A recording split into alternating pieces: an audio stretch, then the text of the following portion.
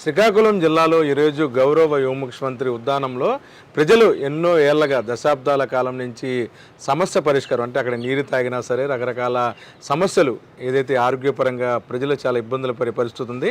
నిజంగా అక్కడ ఇన్సిడెంట్లు గతంలో 2 దశాబ్దాల నుంచి చూస్తే చాలా ఆవేదన కలిగించే దృశ్యాలు కూడా ఆ ఊర్లో ఉన్నాయి. అయితే 1 కాదు 2 కాదు ఏకంగా రాష్ట్ర ప్రభుత్వం 800 కోట్ల రూపాయలు వెచ్చించి అక్కడ వాళ్ళందరికీ కూడాను సురక్షిత రక్షిత మంచినీటి అని అందించే కార్యక్రమాన్ని ఈరోజు గౌరవ ముఖ్యమంత్రి ప్రారంభించారు. ఈ నేపథ్యంలో చెప్పాడంటే చేస్తాడంటే అన్నట్టుగా ఉన్న ఆంధ్రప్రదేశ్ ముఖ్యమంత్రికి అందరూ కూడాను ఆ విధేయులుగా అంటే అభిమానించేవారు కూడాను ఎక్కువైపోయారు. ఈ నేపథ్యంలో ఎంసుందం మనతో మాట్లాడతాకి విజయవాడ కార్పొరేటర్ మరియు వైసీపీ రాష్ట్ర మహిళా నేత రెహనా ఉన్నారు. మేడం చెప్పండి, ఏంటి అసలు జగన్ గారు ఏమాత్రం కూడాను పబ్లిసిటీ లేకుండా 3 దశాబ్దాలు అంటే ఇంచుమించు ఒక 5 దశాబ్దాలు అనుకుంటా ఆ ప్రాంతం అంతా కూడాను ఉద్యానంలో కిడ్నీ బాధితులు అక్కడ ఉన్న నీరు తాగి ఇబ్బందులు పడే పరిస్థితులు ఉన్నాయి. చాలామంది బిల్డప్లు ఇచ్చారు, ఏదో ఉద్ధరిస్తున్నామని హడావుడి చేశారు. కానీ దానికి ఫైనల్గా ప్రజలకు మేలు చేసిన మట్టికి జగన్ గారే. అవును, ఖచ్చితంగా అండి. మరి ఎన్నో దశాబ్దాలుగా మరి అక్కడ ఉద్యానం ప్రజలు ఎంతోమంది దాదాపుగా ఈ రెండు దశాబ్దాల్లో కానివ్వండి దాదాపుగా 15,000 మంది పైగా మరి చనిపోవడం, మరి ఎవరు కూడా మరి వచ్చిన గత ప్రభుత్వాలు మరి దీని గురించి విషయం తెలిసినప్పటికీ దాని గురించి లోతుగా ఎవరు కూడా వెళ్ళే ప్రయత్నం ఎవరూ చేయలేదు. మేము చూస్తాము చేస్తాము అని చెప్పి వెళ్ళిపోయిన వారే తప్ప అసలు వీళ్ళు ఎందుకు సిక్ అవుతున్నారు, మరి 21% పైగా వీళ్ళు కిడ్నీ సమస్యలతో ఎందుకు బాధపడుతున్నారు, దాని గురించి వివరంగా తెలుసుకుని మరి జగన్మోహన్ రెడ్డి గారు ముందు అసలు వాళ్ళు దేని గురించి ఎఫెక్ట్ అవుతున్నారు అనే దానితో మొదలయ్యి మరి వాళ్ళు ఆ నీటిలో ఉన్న సిలికాన్ పొటాషియం శాతం ఏదైతే ఎక్కువ ఉందో దానివల్ల ఆ నీరు తాగడం వల్ల వాళ్ళు కిడ్నీ బాధితులు అవుతున్నారు, కిడ్నీ పీడిత బాధితులు అవుతున్నారని తెలుసుకొని ఫస్ట్ ఏదైనా సరే పైన చేసే వాళ్ళైతే ఇంత డీప్గా వెళ్ళక్కర్లేదండి. ఏంటి చేస్తాం అంతవరకే, అక్కడి నుంచి వాళ్ళు వచ్చేస్తే ఇంకా వాళ్ళు మళ్ళీ వచ్చి అడిగేది లేదు ఆ నాయకుల్ని.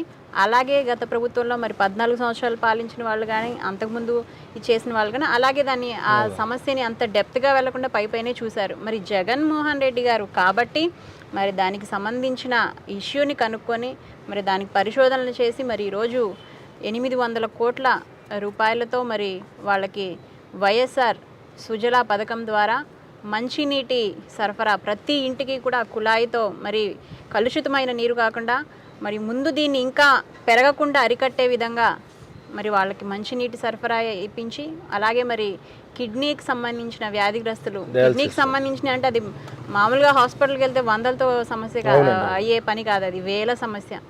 మరి అన్ని వేల మంది మరి కిడ్నీ హాస్పిటల్స్ చూపించుకునే స్తోమత లేక ఎన్నో వేల మంది చనిపోయిన పరిస్థితి. మరి దానికి కూడా శాశ్వత పరిష్కారంగా మరి ఈరోజు ఉద్యానంలో kidney care doctor YSR kidney care హాస్పిటల్ని మరి స్థాపించి నిజంగా మరి జగన్మోహన్ రెడ్డి గారు ఏదో ఉతితిగా చెప్పేవారు కాదు కాబట్టి ఆయన చెప్పాడు అంటే డెఫినెట్గా చేస్తాడు అనే విధంగా మరి ఈ ఉద్యానం ప్రజలకి శ్రీకాకుళం జిల్లాలో దాదాపుగా 800 పైచిలుకు గ్రామాల ప్రజలందరికీ కూడా మరి శాశ్వతంగా ఆ ఉన్న సమస్యని తీర్చి మరి ఇప్పటికే వ్యాధితో బాధపడుతున్న వాళ్ళందరికీ కూడా ఉచితంగా మరి 25 లక్షల వరకు కూడా మరి ఆరోగ్యశ్రీలో మరి వాళ్ళకి ట్రీట్మెంట్స్ అవన్నీ ఇప్పిస్తూ రాబోయే రేపు ఫిబ్రవరిలో మరి కిడ్నీ పూర్తిగా పాడయ్యి ఇంకా వైద్యానికి కూడా అందుబాటులో లేదు, కంప్లీట్గా కిడ్నీని మార్చాలి అంటే కిడ్నీ ట్రాన్స్ప్లాంటేషన్ కూడా ఫిబ్రవరి నుంచి ఈరోజు ఓపెన్ చేసిన హాస్పిటల్లో ఫిబ్రవరి నుంచి కూడా కిడ్నీ ట్రాన్స్ప్లాంటేషన్ని కూడా మరి పూర్తి స్థాయిలో జగన్మోహన్ రెడ్డి గారు అక్కడ పెడతాం అనేది జరుగుతోంది. మరి ఇదంతా కేవలం ప్రజల కోసం చేసే నాయకుడు మాత్రమే చేయగలడు, కానీ రాజకీయాలకి స్వలాభం కోసే నాయకులు చేయలేరు. అది జగన్మోహన్ రెడ్డి గారు కాబట్టే ఈరోజు మరి శ్రీకాకుళం ఉద్యానం సమస్య పూర్తి స్థాయి పరిష్కారం అనేది దొరికింది. కానీ చెప్పండి, వాళ్ళ ఫాదర్ రాజశేఖర రెడ్డి అవ్వచ్చు, ఈయన కావచ్చు, అంటే అంత పేద ప్రజలకి అలాగా ఆ కనెక్షన్ ఎలా ఉంది? ఇప్పుడు నిజంగా చాలామంది ఉద్యానంలో పరిస్థితులు చూసి టీవీల ముందు ఏడ్చిన వాళ్ళు ఉన్నారు. కొంతమంది జర్నలిస్టులు అయితే రాత్రులు నేను అన్నం తినలేదు అక్కడ పరిస్థితి చూసి అని చెప్పి బిల్డప్లు ఇచ్చిన వాళ్ళు ఉన్నారు. కానీ దాన్ని అన్నిటికీ ధీటుగా ఈ 4 ఏళ్లలో అక్కడ పనులు జరుగుతూనే ఉన్నాయి, వాళ్ళకి సంబంధించిన ఏర్పాట్లు చేస్తూనే ఉన్నారు. కానీ సీఎం గారు పబ్లిసిటీ విషయంలో ఎక్కడా కూడా వద్దు మనం ప్రజలకు చేయాలనే ఆలోచన ఎందుకు ఉందంటారు? డెఫినెట్గా ఇది మరి జగన్మోహన్ రెడ్డి గారు మరి వాళ్ళ తండ్రి మనందరికీ మరి దేవుళ్ళలాగా పేద ప్రజల గుండెలో ఇప్పటికీ మరి భౌతికంగా దూరం అయినప్పటికీ మరి ప్రతి ఒక్క పేదవాడి గుండెలో గుర్తుండిపోయేది వైఎస్ఆర్ గారు. మరి అతన్ని ఆయన బిడ్డగా మరి ఆయనకి ఇంకొక 10 రెట్లు ఎక్కువగా మరి ఆలోచించి ప్రజల్ని ఏ విధంగా మరి వైఎస్ఆర్ గారు చనిపోయినప్పుడు జగన్మోహన్ రెడ్డి గారు ప్రజలందరిలో కూడా ఓదార్పులో ఆయన అదే అబ్జర్వ్ చేసింది. ప్రజలు ఇంత ఇదిగా మరి ఒక కుటుంబ సభ్యుడు చనిపోతే ఎలా బాధపడుతున్నారో అలా బాధపడుతున్నారంటే దానికి కారణం మరి వైఎస్ఆర్ గారు పేద ప్రజలకు చేసిన మంచి ఉచిత కరెంటే కానివ్వండి, రైతుల పట్ల అండగా ఉండడమే కానీ, మరి ఇలా ఆరోగ్యశ్రీయే కానీ, అలాగే ఫీజు రియంబర్స్మెంటే కానీ ప్రతిదీ కూడా ప్రతి పేదవాడికి ఒక పేద కుటుంబం అభ్యున్నత చెందడానికి పనికొచ్చే పథకాలన్నింటినీ తీసుకొచ్చింది వైఎస్ఆర్ గారు. మరి అవి ఇంకా మధ్యలో పక్షపాతం లేకుండా, మధ్యవర్తులు లేకుండా ఇంకా 100కి 100% తీసుకొచ్చి సక్సెస్ అవడంలో జగన్మోహన్ రెడ్డి గారు పెద్దపీట వేశారు.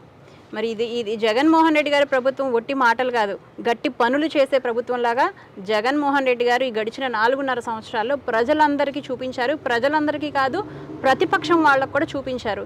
ఈరోజు మరి కొంతమంది స్టేజ్ల మీద చూస్తూ ఉన్నాం, ప్రతిపక్షాల స్టేజ్ల మీదకు జనాలు వచ్చి వాళ్ళకు అనుకూలంగా మాట్లాడకుండా జగనే రావాలి, జగన్మోహన్ రెడ్డే మాకు సీఎం కావాలి అని చెప్తున్నారు అంటే మరి ప్రతిపక్షాల పార్టీ మీటింగ్లో జనాలంటే భయపడతారు, కింద ఉండి మాట్లాడతారు. అట్లాంటి వాళ్ళు స్టేజ్లు ఎక్కి కూడా ఆ నాయకుల ముందు, ప్రతిపక్ష నాయకుల ముందు మాకు జగన్ కావాలి, మా బిడ్డ జగన్ అని చెప్తున్నారంటే ఇంకా జగన్మోహన్ రెడ్డి గారికి కావాల్సింది ఏంటండి? జగన్మోహన్ రెడ్డి గారు ఒకటే అన్నాడు, నాకు డబ్బు వద్దు, వేరే ఏమొద్దు, నేను అన్నీ చూసేశాను, రేపు నేను చనిపోయిన తర్వాత ప్రజలందరూ కూడా మా నాన్న ఫోటో పక్కన నా ఫోటో కావాలి, దీనికోసమే నేనేం చేసినా అని చెప్పిన మాట ఈ 4.5 సంవత్సరాల్లోనే మరి ఇదంతా చూస్తూ ఉంటే నిజంగా జగన్మోహన్ రెడ్డి గారు ఎంత చిత్తశుద్ధిగా పని చేస్తూ ఉన్నారు అనేది మనం కళ్ళకట్టిన చూస్తున్నాం. అలాంటప్పుడు పేద ప్రజలు అనేవాళ్ళు ఒకసారి సహాయం చేస్తేనే వాళ్ళకి దేవుళ్ళలాగా వాళ్ళని గుర్తుపెట్టుకుంటారు. అట్లాంటిది మరి ఇన్ని సంవత్సరాల నుంచి 4 years నుంచి కూడా జగన్మోహన్ రెడ్డి గారి పాలన చూశారు. వాళ్ళ పిల్లల స్కూల్స్ ఎలా బాగు చేశాడు, అలాగే మరి వాళ్ళ ఇంట్లో ఉన్న ముసలి వాళ్ళకి ఇంటికి పంపించి ఎలా ఇస్తున్నారు, ఇవన్నీ కూడా చూస్తూ ఉన్నారు. మరి ఇవన్నీ కూడా చూసిన పేద ప్రజలు జగన్మోహన్ రెడ్డి గారిని ఎందుకు వదులుకుంటారండి? డెఫినెట్గా జగన్మోహన్ రెడ్డి గారిని మళ్ళీ సీఎంగా చూసుకునే విధంగానే ప్రతి ఒక్క పేద గుండా ఈరోజు కొట్టుకుంటుంది. అంటే మనకు తెలిసి ఉత్తరాంధ్ర అంటే ఆ ఊరి నుంచి అందరూ వలసలు వెళ్ళిపోయేవాళ్ళు. మన ఇళ్లలో పనిచేసే వాళ్ళందరూ కూడా ఏ ఊరు అంటే శ్రీకాకుళం అనేవాళ్ళు. వాళ్ళని పట్టించుకునే పరిస్థితులు ఉండేది కదా. కానీ 4.5 ఏళ్లలో 2 సంవత్సరాలు కరోనా ఉన్నా సరే ముఖ్యమంత్రి గారు ఎక్కడా కాంప్రమైజ్ అవ్వకుండా వాళ్ళకి ఏదో చేస్తానున్నారు. విజయనగరంలో మెడికల్ కాలేజ్ కానీ, ఈ ఉత్తరాంధ్ర కానీ. ఉత్తరాంధ్రలో ఇంపాక్ట్ ఎలా ఉండబోతుంది అంటారు? డెఫినెట్గా ఇప్పుడు ఉత్తరాంధ్ర గురించి మీరు అడుగుతున్నారు కాబట్టి మేము ఉత్తరాంధ్ర అని మరి ఈ పవన్ కళ్యాణ్ గారు ఎక్కడికి వెళ్ళినా నేను ఇక్కడే పుట్టానంటాడు. బాపట్ల వెళ్తే బాపట్లలో నేను పుట్టానంటాడు, గుంటూరు వెళ్తే గుంటూరులో నేను పుట్టానంటాడు, అటు శ్రీకాకుళం వెళ్తే నేను ఇక్కడే చదువుకున్నానంటాడు. మరి ఒక మనిషి అన్ని చోట్ల ఎలా పుడతాడు, అన్ని చోట్ల ఎలా విద్యాభ్యాసం చేయడం అనేది ఆయనకే తెలుసు. మరి ఉత్తరాంధ్రలో మరి జగన్మోహన్ రెడ్డి గారు ఇక్కడ అనుకూలంగా ఉన్నాయి, పరిస్థితులు అనుకూలంగా ఉన్నాయి, కానీ ఇంతవరకు అభివృద్ధి అనేది తక్కువగా ఉంది. ఇక్కడ మనం అభివృద్ధిగా చేస్తాను, ఇక్కడ అభివృద్ధి చేద్దాము, పోర్టులు నిర్మిస్తున్నారు, కాలేజీలు నిర్మిస్తున్నారు.